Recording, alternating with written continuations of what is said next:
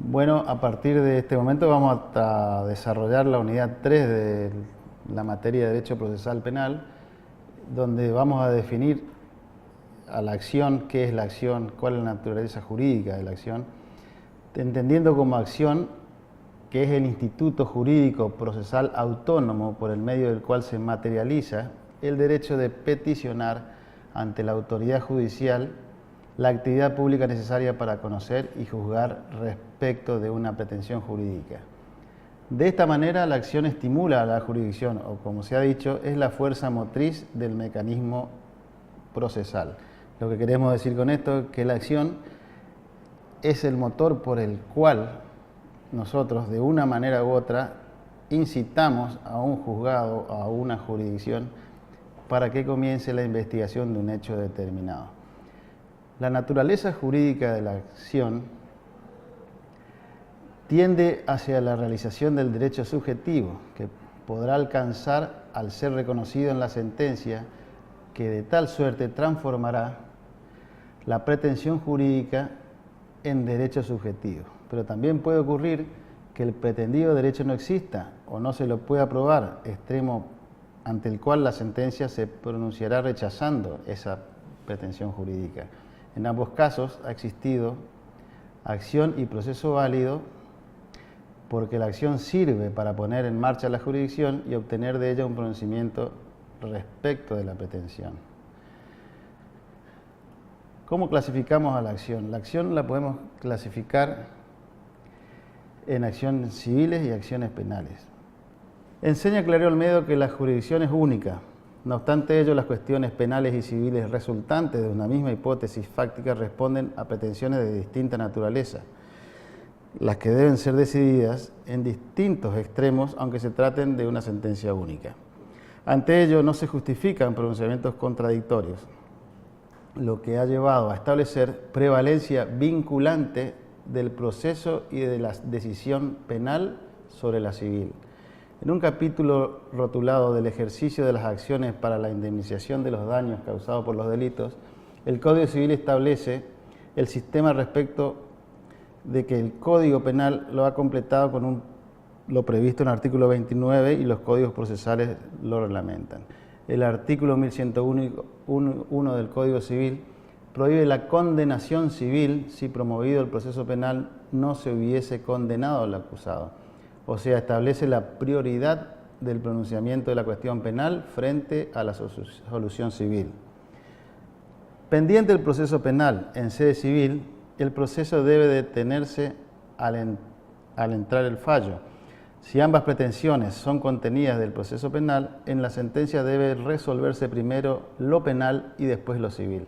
Las excepciones de la ley civil rigen para el primer supuesto y se refieren a la muerte y a la rebeldía del imputado.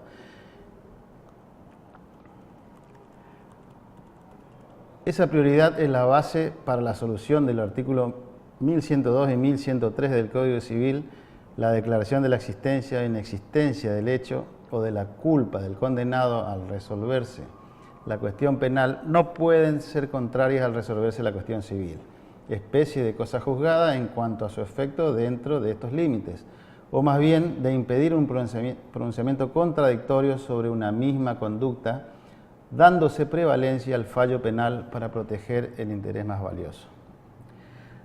De acuerdo a esto, la absolución penal vinculará al Tribunal Civil cuando se fundamenta en la inexistencia del hecho o en la no participación del imputado, pero si se fundamenta en que el hecho no constituye delito o media una causa de inimputabilidad o exculpabilidad, será posible la condena civil fundada en la imputación del hecho productor del daño conforme a las leyes civiles.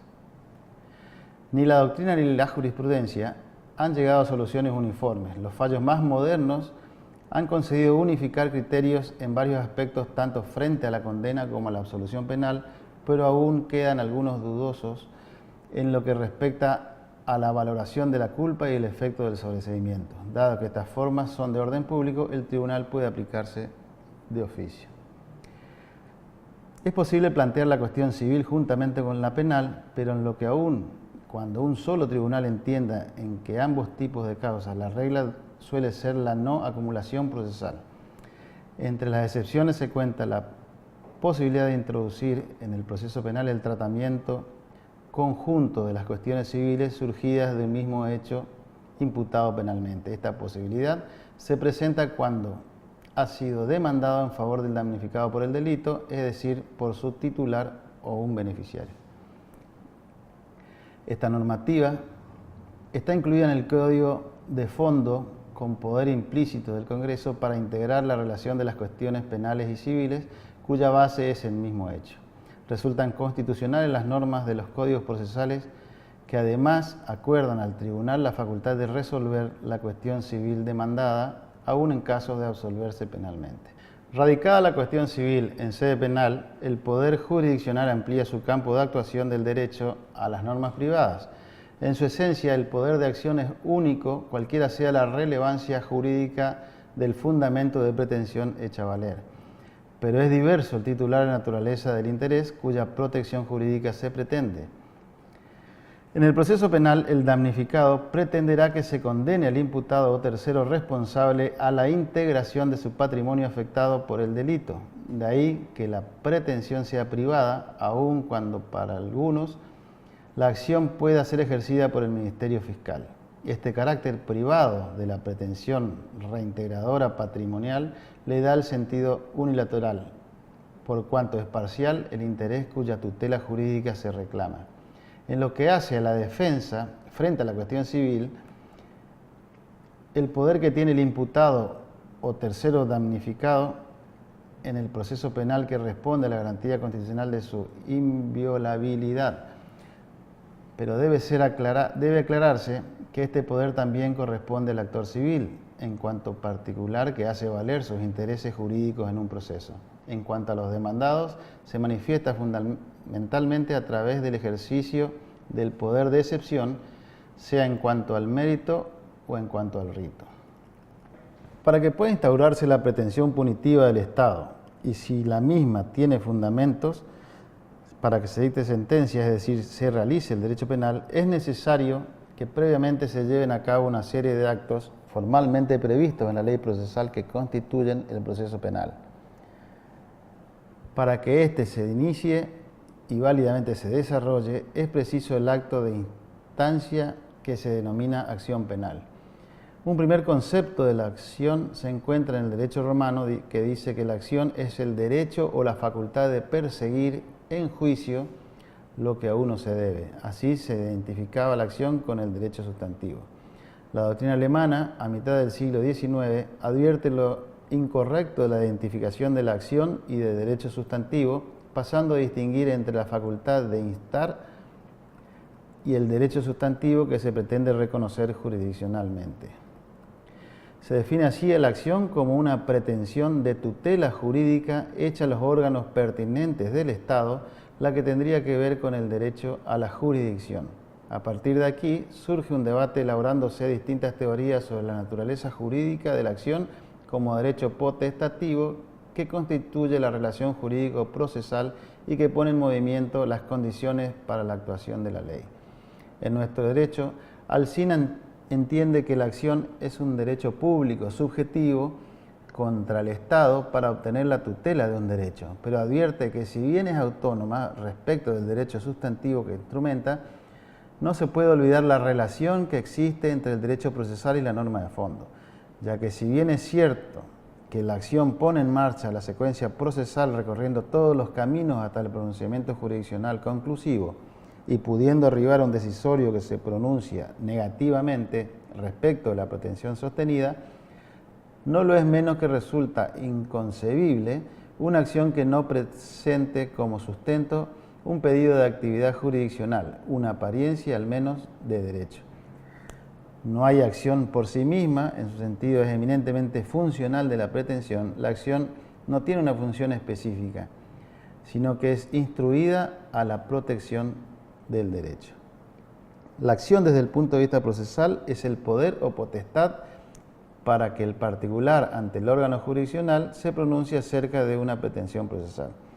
La acción siempre va dirigida al juez, la pretensión va dirigida al imputado o al sujeto pasivo, y el titular de la acción penal siempre es el Ministerio Público, salvo en los casos de las acciones de instancia privada. Pretensión. La pretensión es la sospecha de la existencia de un hecho comprendido en la tipificación de una norma de contenido penal. En conclusión, la acción penal es la potestad del actor penal, Ministerio Público Fiscal, de peticionar al juez a fin de que pronuncie respecto de una pretensión que se hace valer en concreto y oportunamente para aplicar la ley. La pretensión penal es la afirmación de que un hecho existió de una determinada manera y de que se subsume en una figura legal, y la pretensión de que se aplique la sanción prevista en la norma penal. La clasificación de las acciones. El modo de ejercicio de la acción penal se corresponde con el tipo de delito. Las acciones penales se dividen en públicas y privadas. La acción pública es aquella en cual la promoción de una investigación y juzgamiento penal se encuentra en manos del Estado, que actúa en forma oficial y oficioso. El conflicto penal es sacado del ámbito de la voluntad y control de sus protagonistas reales para convertirse en un asunto estatal. El Estado es el titular de la actividad represiva y debe intervenir antes de la infracción con medidas de prevención de policía tendiente a impedirla, o después, que se presume una vez cometido el delito, con una compleja actividad dirigida para actuar en derecho. La acción penal es pública por el objeto al cual se refiere y por la finalidad que se persigue. Si el derecho procesal tutela intereses sociales y tiende a asegurar el mantenimiento del orden jurídico, el delito que lo vulnera exige la actividad del Estado, en el cual se concretan naturalmente las facultades que promueven y realizan la actuación de los órganos estatales. De esta manera podemos clasificar a las acciones como acción pública perseguible de oficio, que sería la regla, sería lo común de este tipo de acciones penales, y la acción pública dependiente de instancia privada, que sería la excepción. La persecución penal, en el caso de la acción pública perseguible de oficio, es el rasgo determinante de la acción pública, entendiendo como un derecho de la autoridad para actuar por sí, sin intervención del ciudadano o de un damnificado, ante la mera sospecha del quebrantamiento o desobediencia de las normas. La acción penal es pública porque la persecución penal es por regla promovida mediante la actuación de los órganos del Estado constituidos al efecto. Si bien la promoción averiguativa penal es estatal oficial, debe estar claramente diferenciada de la función jurisdiccional, distinguiéndolo el órgano requirente del decisor en una mecánica de índole acusatoria. Y las acciones públicas dependientes de instancias privadas son aquellas en que el ofendido no tiene el ejercicio de la acción penal, sino una facultad preprocesal y sustantiva para provocar la promoción del proceso penal mediante la denuncia correspondiente. En este caso, el ofendido juzga sobre la conveniencia y oportunidad de provocar el proceso penal. Tiene a su arbitrio la apreciación de los intereses familiares y sociales en pugna. Tiene la facultad de instar la promoción de la acción, no la promoción misma, y el Estado condiciona su potestad represiva. El silencio del ofendido consagra la renuncia de este derecho. Su facultad se agota con su ejercicio, promovida la acción. Toda manifestación de voluntad contraria al ejercicio de la misma es irrelevante. El Estado recobra incólume la potestad de reprimir. Lo que quiere decir que si el ofendido renuncia una vez instada la acción privada, manifestada su renuncia, al Estado no le interesa, continúa como si fuera una acción pública una vez promovida esta acción penal. El artículo 72 del Código Penal dispone que son acciones dependientes de instancias privadas las que nacen de los siguientes delitos, como abuso sexual, lesiones leves, dolosas o culposas, impedimento del contacto de los hijos menores con los padres no conviventes. Sin embargo, se procederá de oficio cuando el delito fuere cometido contra un menor que no tenga padres, tutor o guardador, o lo que fuere por uno de sus ascendentes, tutor o guardador. Cuando haya intereses gravemente contrapuestos entre alguno de estos y el menor, el fiscal podrá actuar de oficio.